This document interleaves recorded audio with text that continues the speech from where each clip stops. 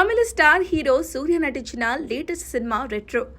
Kollywood young director Karthik Subbaraju దర్శకత్వం వహించిన ఈ సినిమాలో పూజా హెగ్డే హీరోయిన్గా నటించింది.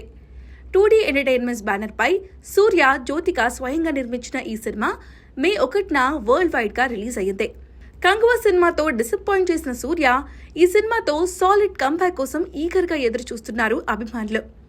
అయితే భారీ అంచనాల మధ్య భారీ ఎత్తున రిలీజ్ అయిన రెట్రో మిశ్రమ స్పందన రాబట్టింది. తెలుగులోనూ ఈ సినిమా డబ్బింగ్ వర్షన్ను రిలీజ్ చేశారు సితారా ఎంటర్టైన్మెంట్స్ నాగవంశి. ఇక్కడ కూడా ఓ మోస్తారు టాక్ తెచ్చుకుంది రెట్రో. ఇక ఈ సినిమా మొదటి రోజు కలెక్షన్ చూస్తే 17.75 కోట్లు రాబట్టినట్టు ప్రకటించారు. అయితే ఇవి కేవలం తమిళనాడు కలెక్షన్స్ అని తెలిపారు. రెగ్యులర్ టికెట్స్ రేట్స్తో సూర్య కెరీర్లోనే హైయెస్ట్ నెంబర్ కలెక్షన్ వసూలు చేసింది రెట్రో. అటు కర్ణాటకలో తెలిసిన సమాచారం ప్రకారం 2.28 కోట్లు, 2 తెలుగు రాష్ట్రాలలో 1.63 కోట్లు రాబట్టింది. కేరళలోనూ 2.23 కోట్లు రాబట్టినట్లు తెలుస్తోంది.